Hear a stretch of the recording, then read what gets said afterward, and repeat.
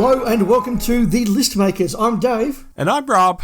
And this is a spin-off podcast from The Doctor Who Show where we get a top 5 topic, we each make some lists, and then we chat about it. Rob, how are you going? I'm going very well, Dave. October is here. My God. My goodness. So we are up to episode 55 of The List Makers. This one is coming from listener Justin Falkus, and the topic is top 5 classic stories shorter than 4 episodes. Good topic. It is a good topic, although there is a very distinct finite pool from which to draw from. That is true. I mean, there's a finite number of classic episodes to begin with before you even cull them down to stories less than 4 episodes. That is true as well. So I reckon we could go 3 snaps on this one. Ooh, I'm looking at my list. 3, no more than 3 though.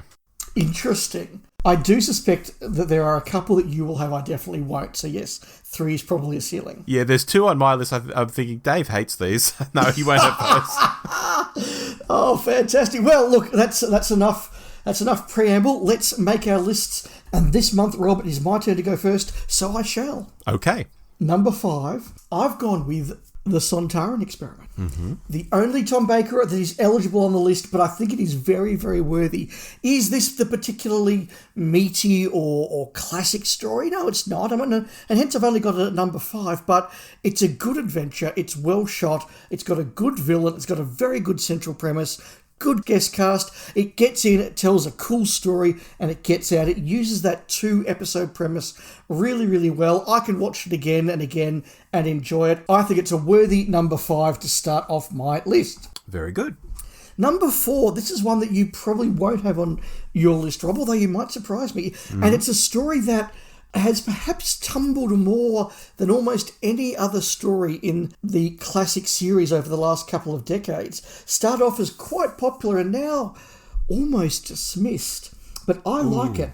And that is the Sylvester McCoy 3-parter Dragonfire. I thought that's what you were going to say, yeah. Now, I remember this coming out in 1987 and it being a bit of a big deal. A lot of people saw it as the clear standout of season 24. There was a lot of praise for it. People talked about the special effects, particularly the face melting scene. But nowadays it almost seems to be just sort of dismissed. Maybe thrown away to help to build up and reevaluate some of the others of that season, maybe. But look, I still think it's a great story. It is, of course, the farewell to Mel, and Mel gets a pretty good send-off in this. She gets to do some good, worthwhile stuff. It's a great introduction for Sophie Aldrin, and you feel as though the McCoy era has properly arrived. After a bit of an iffy season across season 24, Ace arrives, she gets on with the 7th Doctor, and suddenly you've got a really good dynamic going there. I think it looks good. Svartos and the Nosferatu 2 are a great model shot. Kane is a great villain played by Edward Peel. The biomechanoid is an interesting design. Is it 1987 Doctor Who budget? Yeah, sure it is. But it's a cool design. They've tried to not make it look too much like a man in a rubber suit. They've done some interesting stuff with that. Great central premise, great conceit. Does some of it not quite work under pressure? You know, why is it taking Kane 3,000 years to get a map that's a few minutes down the road? You know, okay, I get that. But I just think it looks, feels, and sounds great. It's a fun story that really establishes, I think, the 3 parts of the McCoy era as viable. I have thoughts on that. We'll get to them later.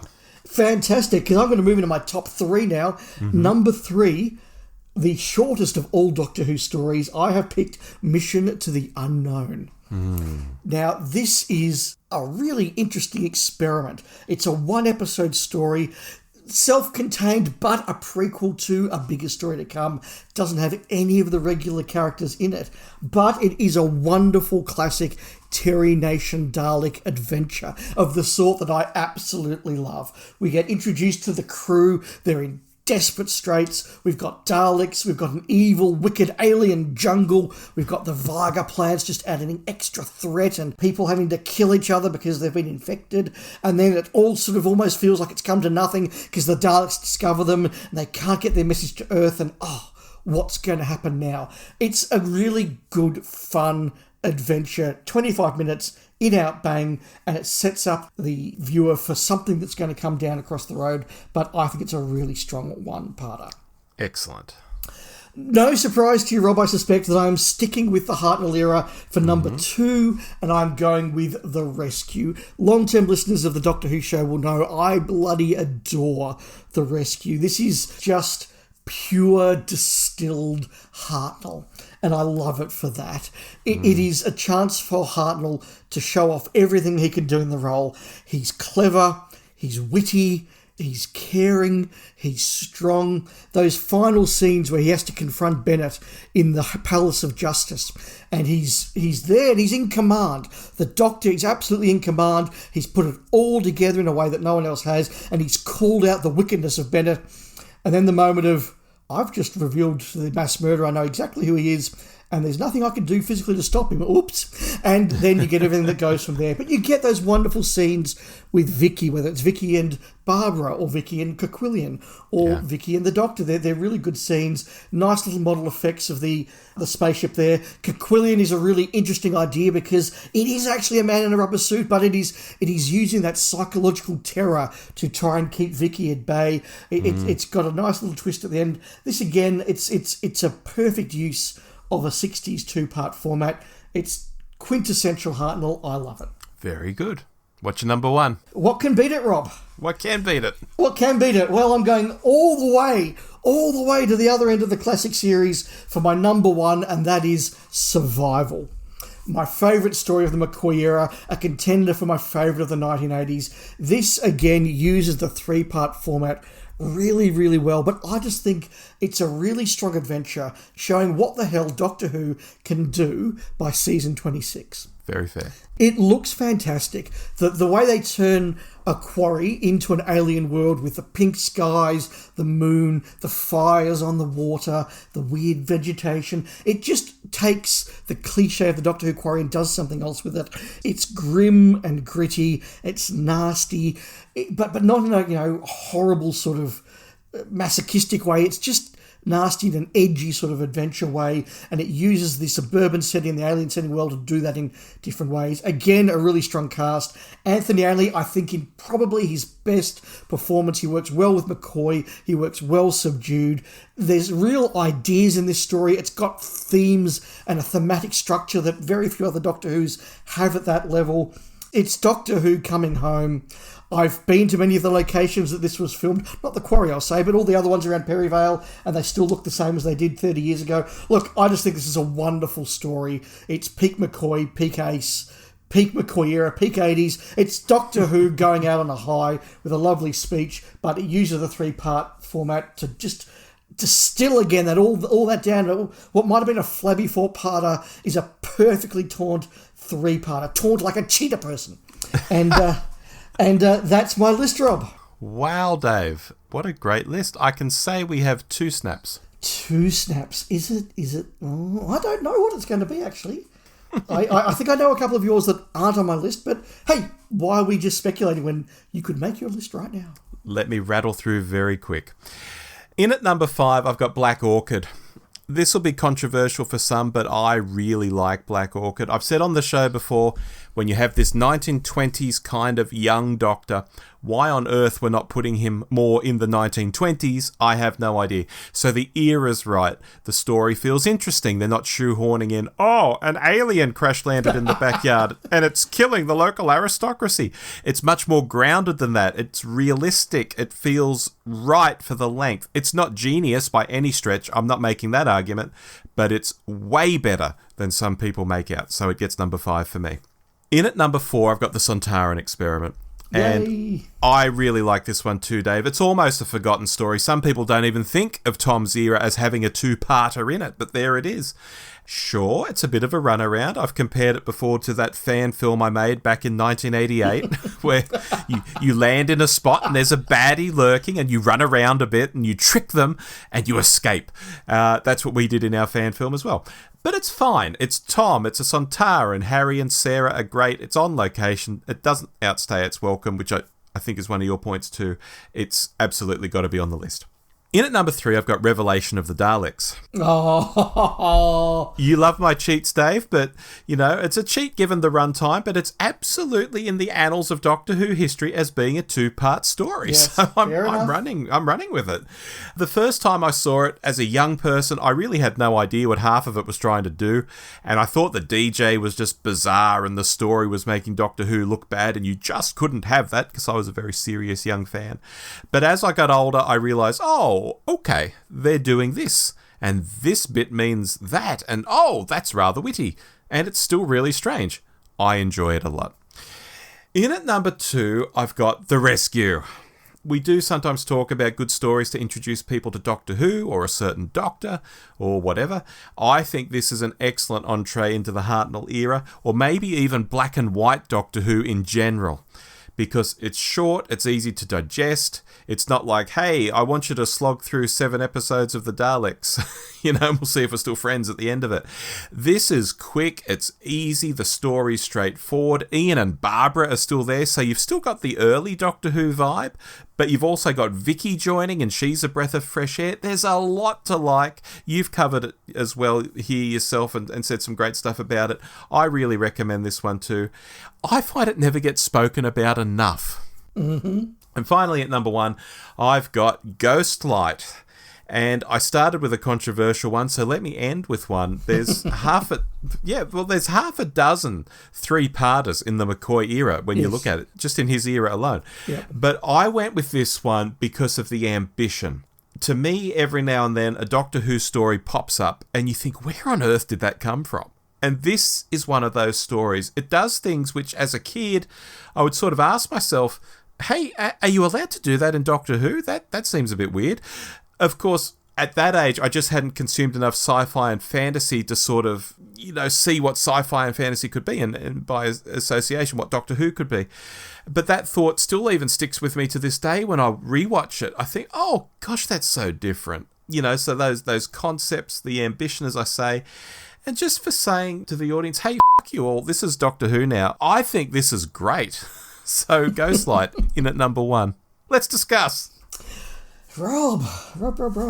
Yeah, So Dave, usually at this point in List Makers, I look at your list and I almost have list envy.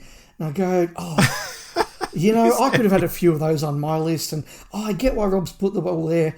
Whereas this month, Rob, I'm looking at your list and going, never in a million years would I have most of his list on my list.